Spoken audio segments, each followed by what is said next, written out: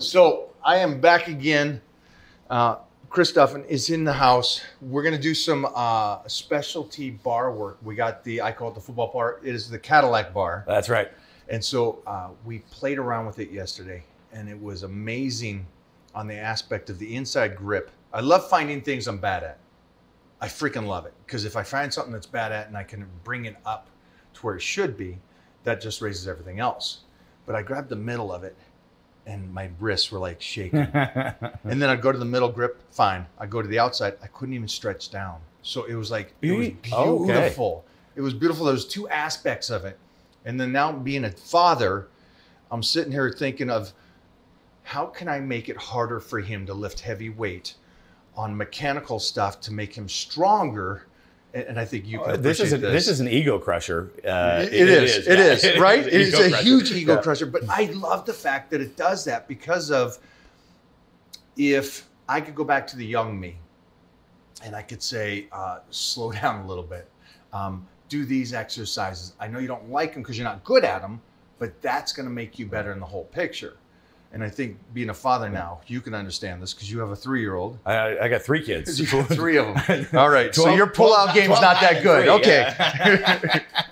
Yeah.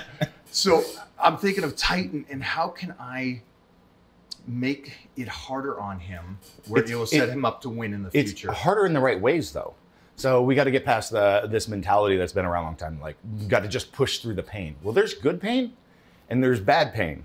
There's the pain that when it's aching and there's a difference between your shoulder aching after being sore versus aching in the, oh my God, that was great feeling pump, I'm going to be sore the next few days, versus, oh, I'm having trouble sleeping, that's throbbing and not good, right? Right. There's two different things there. And one is basically the load is imposed stress that we can't recover from.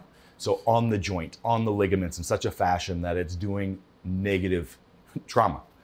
I learned the hard way. I broke myself a lot during my, the last 3+ decades of training earlier on. And then there's the good stress, which is getting those joints in the right positions and being able to load the muscles and use the joint effectively. And then there's making it harder. And I got a really cool story to tell you about this Cadillac bar. I love this, because I want them to hear something you said off camera at the very beginning of this. And we were talking about, I'm an old school guys from the 80s. It was when I was first in the magazines and Powerlifting USA magazine and stuff. And so it was great growing up in the era without social media, because you had to win and you needed the magazines to become somebody famous. And we were talking about that, and we were talking about coaches and being able to choose the right coach. And this is something I love about you, is that you did not just become successful in powerlifting, but you have an engineering degree and you have a mind for this stuff. And you've taken it to such a level to where you became successful in both aspects of it. And that's why I truly respect the fact that the person that can be great at the sport, but understands the sport so well, he can dissect it and teach it to somebody that just starts. Yeah, in selecting your coach, this is a really pertinent discussion, because so many people want to look to the star, look to the person that's performed the greatest lifts, the person that they look up to, on social media for their aesthetics or whatever, and like, I want to get coached by that person. Yes, you need to be coached by somebody that's been in the grind and worked through and knows it, but you also need the person that understands how they got there, done the research, done the thinking, done those sorts of things. Why are you saying that? Why are you saying that? Because they're not necessarily the same thing. What? They're not. No way. This is not true. If they got to be the best. It doesn't mean they're mutually exclusive, but unfortunately, so many, like look at your professional sports and things like that. How many of those end up going on to be coaches? Yes, there's some amazing ones, and they do, because they're not mutually exclusive. But many elite level lifters or bodybuilders or any of those areas, it puts you in a position of actually failing as a coach, because you don't know necessarily why you got there, because you were gifted. You've always moved well. You responded well to training. It wasn't what you did. You were going to respond great to everything that was thrown at you. Right. You're a natural athlete, right? So you don't have to learn those things necessarily, but it doesn't mean that you can't. So they're not mutually exclusive. About this. You're being so nice. I love that. No.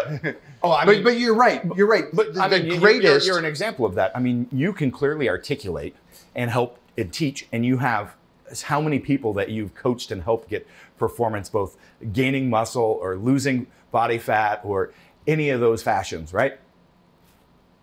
Okay. But well, yes. I think the main thing I wanted to make clear is the greatest have some genetic gifts. Yep. And there's not, it's not 100% across the board that they all understand how they got there as well. Exactly. And I think the point and of the same could be said for me. Like, yeah, I leverage the fact that I'm the only person that has both squatted and deadlifted 1,000 pounds, let alone done it for reps. Yeah, I'm going to use that and leverage that for my messaging and stuff like that. But not everybody's ever going to, like, you know, somebody come to me for coaching and say, hey, well, by the way, I have helped numerous people be able to deadlift over 900 pounds. And I don't know who else can say that. I think one of your most and impressive, squat over 900 pounds. Actually, one of my training partner, Rudy Cadlips, he came to me at 58 years old. And we started training together. It was his first year, and I saw him compete. And I'm like, dude, you need some help. And I kept running him into meets, and I kept talking to him. And finally, he's like, okay, I'll come over and get some bench press advice. And so he came over, trained in my basement, because that's what I had then. And that was, he's 72 now, and his birthday was last weekend. He deadlifted 520 pounds. He competes as a 198-pound natural, and he deadlifts in the low 500s. He squats in the mid 400s, and he benches 300 pounds. See the age you get just for them? So 72. That's impressive. Yes, you can take a 20-year-old and make him good, but you take a 50-year-old and make him one of the best. That's someone that understands both sides of the game. There's nobody else that's done what he's doing right now. I love it. It has not been done. And that says something about you as a coach, but it also says something about you as someone that's done something that, well, not many people have squatted 1,000 and deadlifted. That's just what you've done all across the board is what's impressive to me. I like walking the walk, so I don't want to be one of those people that talks the talk. It tells you like any number of things, right? I'm always going to be in the trenches doing what I preach, doing what I say, and demonstrating how it works.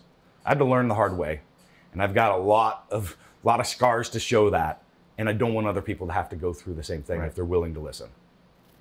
Because the tools and the education wasn't available. What do we have back in the...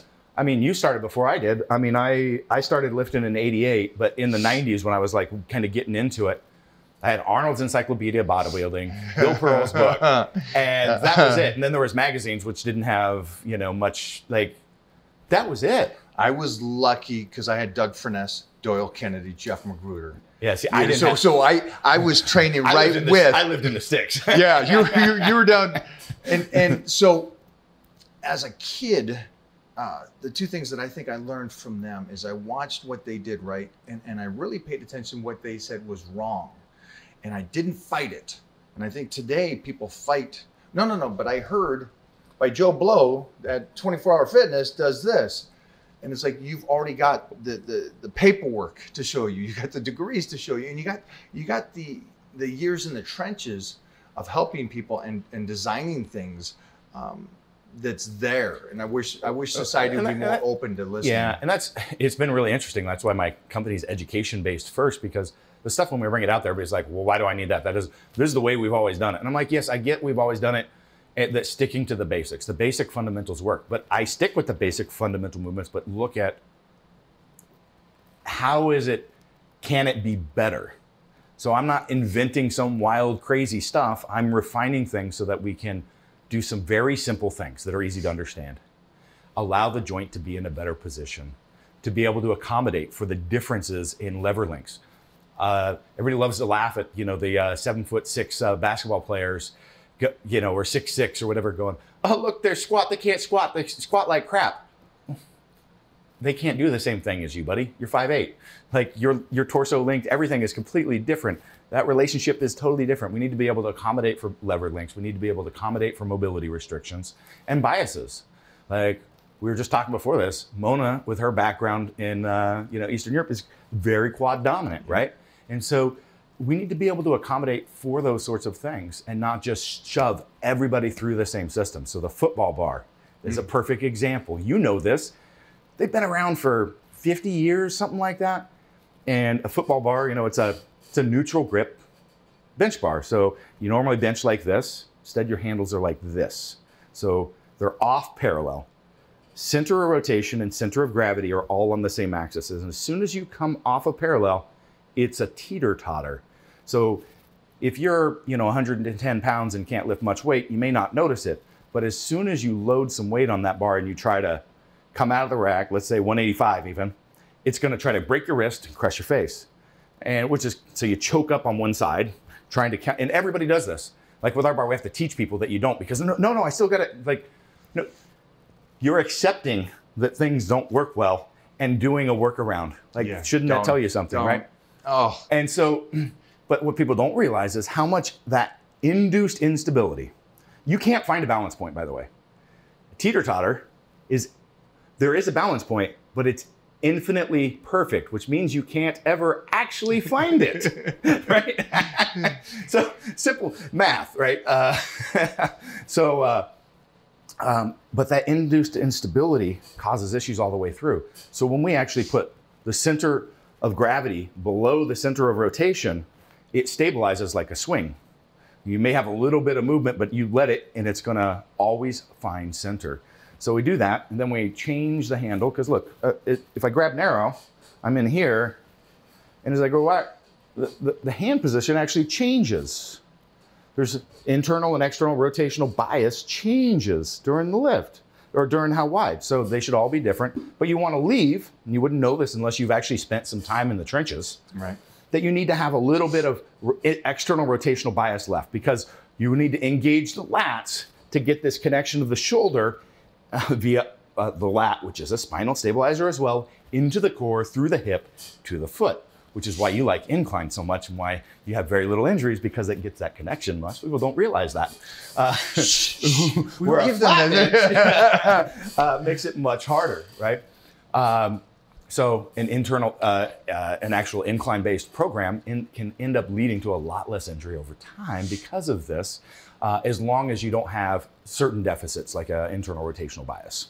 Don't want to get too much in the weeds here. Back to the football bar. But I like the thing is, the you weeds. put this in here, right? You put it on here, and all of a sudden you can take people that can't even bench because of pain. They can't take a bar to their chest without pain, and they can load up their old, 200, 225 pound rep max, and hit reps with it, even having not done it for years, with zero pain, to a 3-inch greater range of motion. What's that going to do?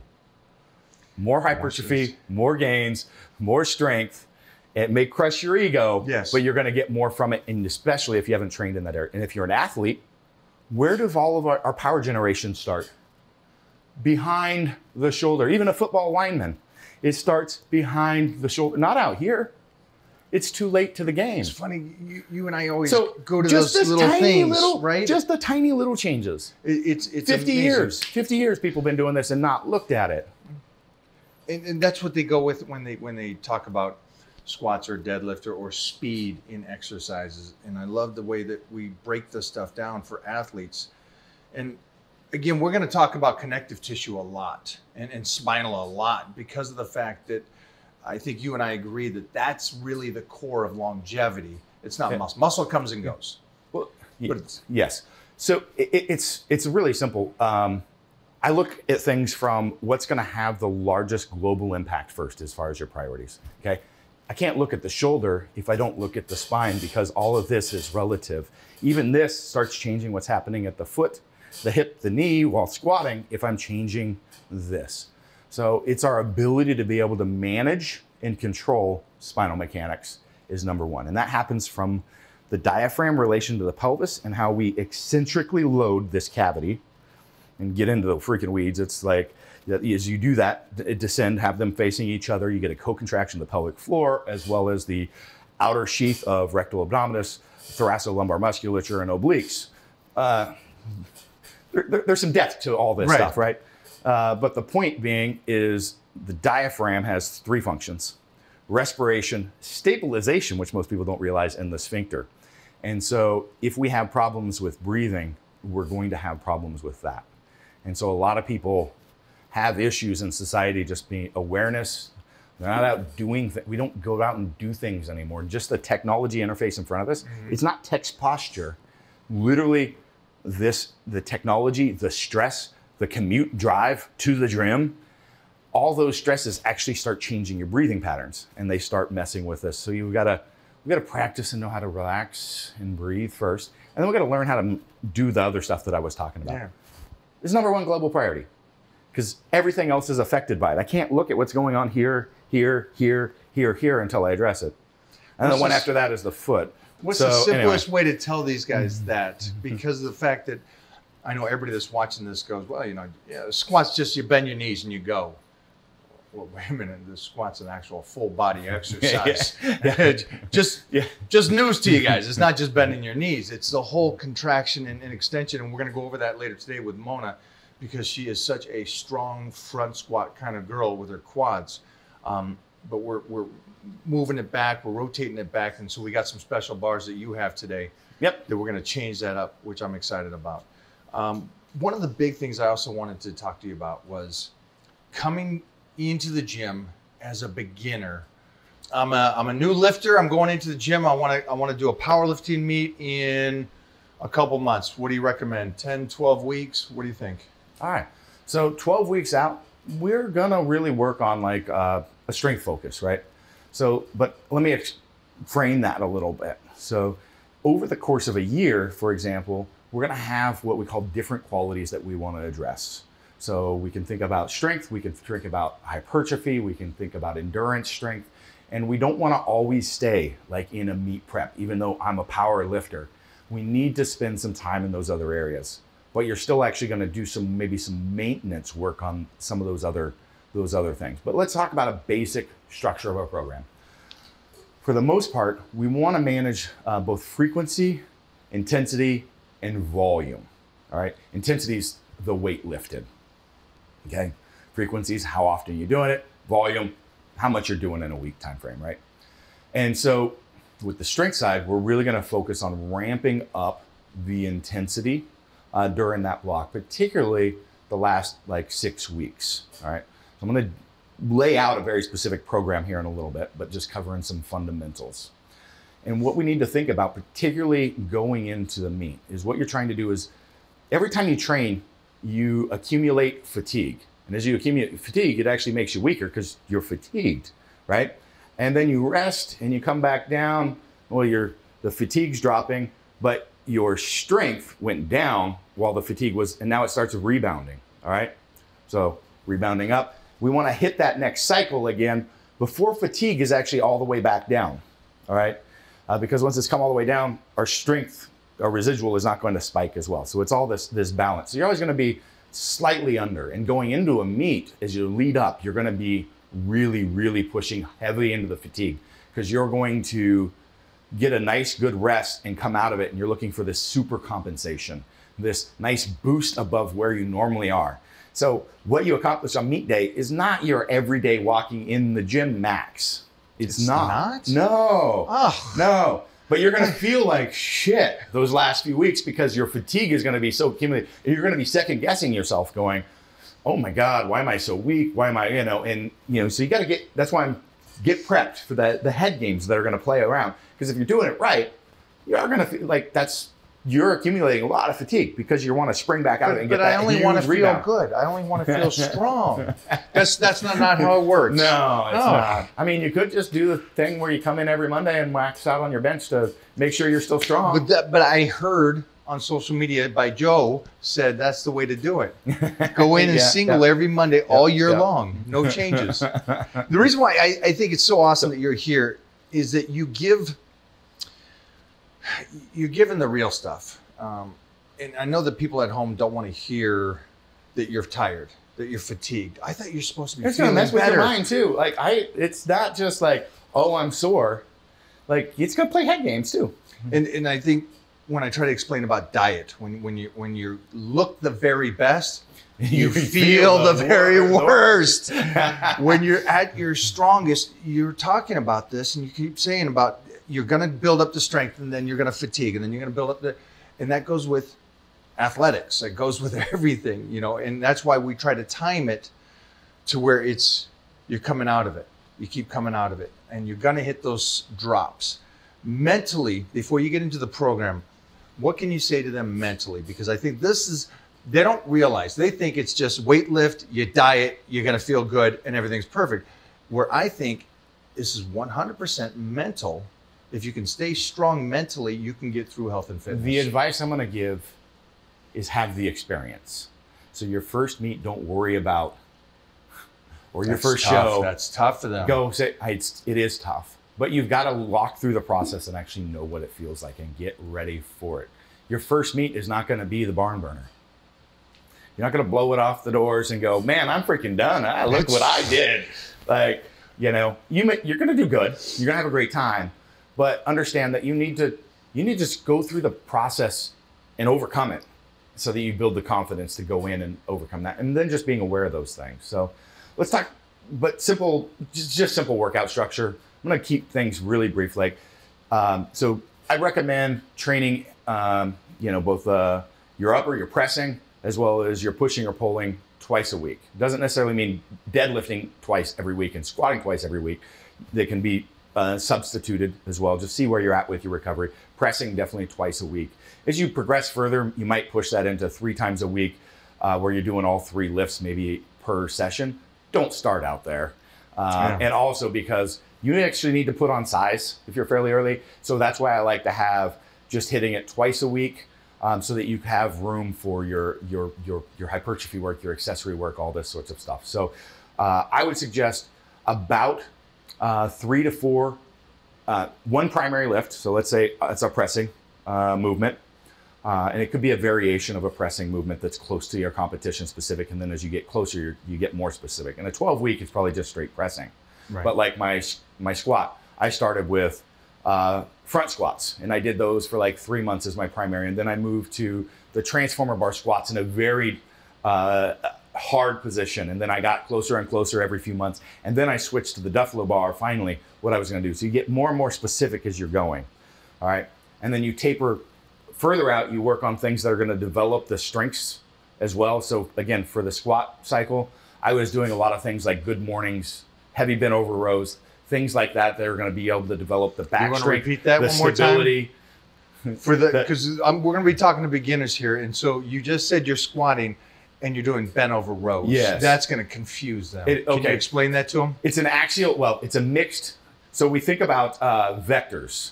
Vectors is this how I think about it. So this is a front to back vector. Okay, pushing, pulling. This is an axial loaded vector. So it's all the force goes through the spine. So anything that falls in the same vector is going to have all the fatigue that you accumulate in that is going to have an effect. So it doesn't matter the exercise choice. That's why I said squat or deadlift. And bent over rows fall in there too because I'm bent over, but not fully. And I'm getting both a front to back as well as an axial loaded vector. And it's going to beat the crap out of your recovery from deadlifting and squatting. But it's also going to increase my strength and ability, rigidity to hold and maintain the spinal position, which I needed to have for the big squat. Right. So as I got closer to meet, I started tapering that stuff out. And so people looked at my meet prep and they're like, all you did was squat. I'm like, yeah, because, well, not meet, I just squatted, but mine was just a squat. So at the tail end, I want all my recovery resources, all my intensity, everything to be in the squat. But I've already done the development of all the stuff that has to happen. So a powerlifting meet, you're going to start tapering those accessory movements out. So normally 12 weeks out, I'd start with 1 core movement for the day, or possibly 2 if you're maybe deciding to squat and deadlift together, or bench and squat, or bench and deadlift, or something like that. Then 3 to 4 accessory movements. So there's going to be supporting movements that are more in your bodybuilding type range. I don't care, 8, 10, 12 reps, whatever. Leave a couple reps in the tank. Do 3 to 4. Key point. key point. I know you're running over this stuff. I'm just trying to help these guys out because leaving something in the tank is such a big thing when you're doing those. Yes. So I just pay attention, guys. And then 3 or 4 sets per that. Don't get to 8, 10, 12, 16. You're going to have scope creep. You're not going to put your intensity in. Your effort's going to be drained. You're going to be taking away from stuff on the next workout. All right. 3 to 4 exercises. All right. 1 core movement. As you get, so let's go 4 weeks out from the meet. We're going to do a really basic one. Think about this as the 3-2-1 approach. All right. So you're going to drop to 3 accessory movements 3 weeks out, 2 accessory movements, then 1, and then the last week, no accessory movements. You're going to still come up and work fairly heavy up to close to like maybe your opener 90%-ish range, you know, a little less than a week out, maybe on the Monday or Tuesday of your Saturday meet, so that you're still not getting too much of a drop and lose all your strength, right? But we want to maximize those recovery resources. Now, the 2 things that you did was, and this is what I get from people that are dieting down and stuff, they always come back and they go, well, my strength is not where it is. Now, if you guys just listened to what he said, really listened, you start out with a plethora of exercises and you take it away, take it away, take it away until you get the peak strength. Yes. That's strength. Bodybuilding is the opposite. You start out with very little, you start the metabolism, you start burning, you start building, and you do more exercises, more. And you're weak. And you slowly add a little, if you're trying to bulk up, you're slowly adding more, or going the other way, back down if you're dieting. Yeah, if you're dieting down, you're doing more at the end. Where powerlifting, you're doing so little. But it's people also are so confused on that aspect because they always go, well, I'm dieting down, but I want to be as strong as I was when I was powerlifting. Yeah. There's a time and a place. There's a time and a place, and something you were saying earlier is about the secondary work. There's no reason, you came in, you did the fundamental stuff. The secondary work is just that. Secondary, you leave a little bit in the tank. It's building some stuff for you for the future too. Yeah. It's helping keep the fatigue higher. And then we start tapering out, so the fatigue starts recovering, but it hasn't fully. But we're starting to build some stuff for the future. So that's why I talked about different qualities. Our primary focus is that strength component, but we're still working some hypertrophy stuff afterwards while we're fatigued. Now let's say I move into a hypertrophy cycle after post-meet. I'm going to move more focus into that stuff. And so maybe I work up and I hit three heavy sets of 8 on the bench press. And then after I'm done, I might work up and do a heavy double. It's not going to be anywhere close to what a heavy double was before because I just fatigued myself on the 3 sets of 8, but I'm still hitting the neurological component of maintaining the strength. I didn't do enough to move forward, but I didn't do enough. I did enough to not move backwards so that as I'm doing the hypertrophy section, I don't lose all of that. Same thing if I wanted to maintain some cardiovascular or some endurance aspects. So I like to, this is called block periodization. And a mixture of, well, you can do block periodization a lot of different ways. This is the way I prefer to do it, is working on developing 1 or 2 core qualities while doing maintenance work on the other ones, and then switch. So that's what I said. We don't want to move backwards. There's a methodology called concurrent, where you work on all of it together. I did that for like 10 years. That's conjugate or West Side stuff.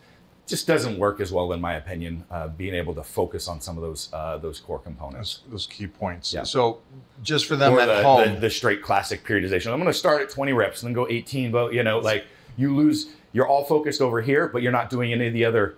And so you get over here, you're all strength, but then you've lost all your endurance, your capacity. You just keep cycling around back and forth. So you always want to mix some in, and it doesn't have to be that frequent. For me, like to maintain strength, because I'm such a highly qualified lifter with a lot of neuromuscular adaptation, I can do that heavier lift, maybe every 3-4 weeks actually. And this is also why I can, even if I don't do a heavy lift for long periods of time, like we're talking years, I can still perform really well.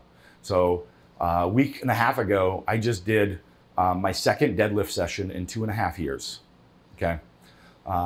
The one I did before that was a year before, and I only did 11 reps. I'm scared to hear the numbers. So in 20, scared. And I understand I've lost a ton of weight, I've done a lot of changes, I'm not focused on strength right now, I've done all this strength. I walked in and I did 675 for 5. For me, anybody that knows me, that's not very much. My best is like 675 for 20. Right. But that's pretty legitimate.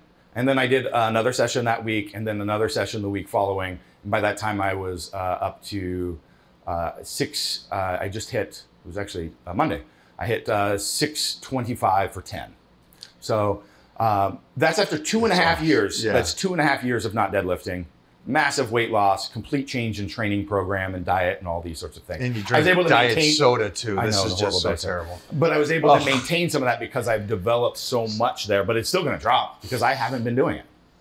But it's a drop in your percentage, not it's going to be completely different. A human's percentage. Well, if you've only been lifting for a couple years and you quit doing that strength work for 3 months, and you go back to it, you're not even going to be in the right positions, and your lifts are going to be way off. That's reality. It'll come back fairly quick, but that's why we want to do the maintenance component as we're developing those other qualities. Yeah. So everything's just so similar, and it's funny because we haven't talked tremendously about your styles or my styles or anything like that, but the fundamentals are. We do this there. on the fly. We haven't. We have. But the dialogue and the correlation between the two is just so similar in the sense of what we understand and believe. It's setting people up, if done correctly, to where you don't need to be. And the reason I'm saying this is because I'm working with somebody that's doing a documentary right now, and I'm teaching him. And I hate explaining before because they'll understand after. Yes. But explaining before, you're talking to a wall. Yep. Everything's bouncing off. You can't connect. Yeah. Right. And so after about 25 days of doing this, he's dictating to me now. This is what happened. This is what happened. You said this would happen. I didn't think it would happen. And this is what happened. And I'm sitting there going, now you understand because you've gone through that. And so for everybody at home understanding this, to get in shape is tough. To get strong is very tough. Yes.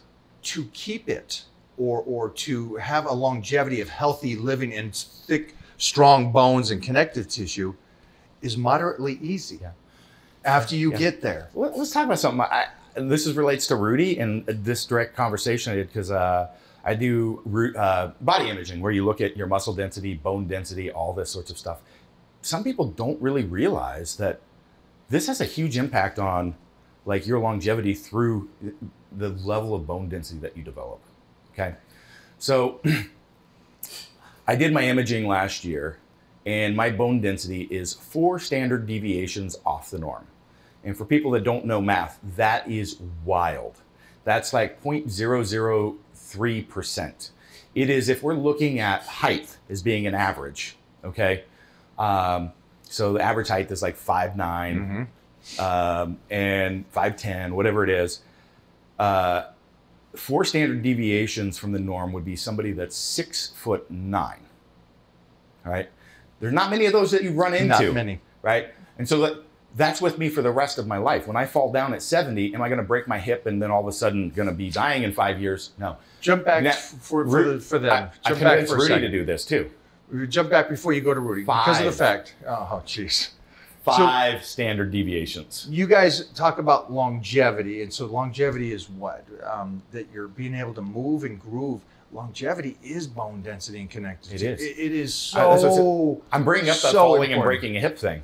Look at the research of what happens and what your lifespan is after that happens when you break your hip post 60 or 70 years old. Guess what? Really ain't gonna break a hip, right? I try to explain to people that it is actually specifically correlated to lifespan. How do you get bone density? So bone density is actually developed through an electrical process. It's a welding process, and so those barbecue starters, when you press, there's no electricity. It just goes bump, bump, bump, and a little spark starts. That's a piezoelectric charge. All right, and in the bones, there's what's called an osteoblast, there's something that triggers a piezoelectric charge. I'm going to talk about that, and that causes that, and that pulls that to it, and then deposits our calcium, and then that builds the heavier bone. So this is, okay, we're going to cover something really, really profound here in a second, all right? All right. Life is built on growth, not staying, not relaxing, not comfort. Physiology as a whole Another is term an would be adaptation to stress. So what causes that piezoelectric charge is stress. So if I actually even just put a weight, you're turning me on with this talk right now. Just so you know, on my bone, it is going to slightly bend the bone. I'm going to play the other way. Bend that's bad for you. That causes the piezoelectric charge, which then tells the body to deposit. Well, it happens via a chemical that process, which is exactly the same as like a welding on steel process. That's bad. Weightlifting hurts you. So eating more calcium, supplementing calcium, does not build stronger bones. No? No. You have to have the raw materials, but you also have to have the demand for the raw materials. So obviously, if you take somebody that's starving and a deficit and you load them, they're not going to get that because they don't have the raw materials to work with. So you have to have the raw materials. This people don't understand about supplementation and diet. You also have to have the trigger, the demand for the process to happen. You have to have both. It doesn't happen. So let's talk about trees in the biodome. Before you go there, the one thing I always go back to is like... Or did I cover the trees in the biodome? You did, okay. But we're going to go over it again because of the fact that I love Davis' Law and Wolff's Law. And just for you guys at home that may not understand where we're at right now, but it is... The body adapts to the pressure it's put under. That is something that is scientifically proven. Yeah, and Wolff's Law is really... And we're going to go to the store. The development of the bone. Right. So the point is, not only is weightlifting beneficial to maybe help you look better or feel better, it actually makes your body stronger. So like the 70-year-old weightlifting woman, it affects gene expression. It changes your gene expression. You could have been a heavy alcoholic and cigarette smoker all the way into your mid-30s, 40, whatever. And as you've done that actually has done some bad things on gene expression. But if you change your diet, you start living healthy, you start challenging, you start doing cardio and training and eating better, it's actually going to change the expression of the genes. It's called epigenetics. And we can actually change what's happening within the body. You can manipulate your genes. Now, the reason I love this is not made up stuff.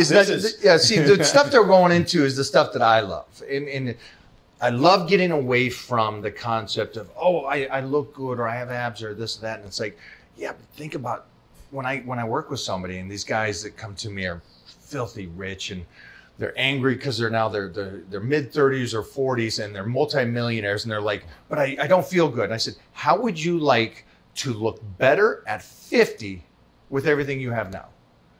And that's the turn on. That's the turn on for them. But it takes more than the training. They got to make changes to their stressful career in life. It's the whole concept. But they understand after the process. They go, well, I worked my whole life to get the money. And now I got no body or lifespan or I'm not healthy. And they can still change at 40. And like what you've done with people. And so I think it's incredible that we're going to this point and we're changing the mechanics and just their whole gene outlook on what their body is doing. And that's what I love about Titan and seeing Titan is that her and I came together of two people that live their life with stress, getting stronger bones and stronger bones.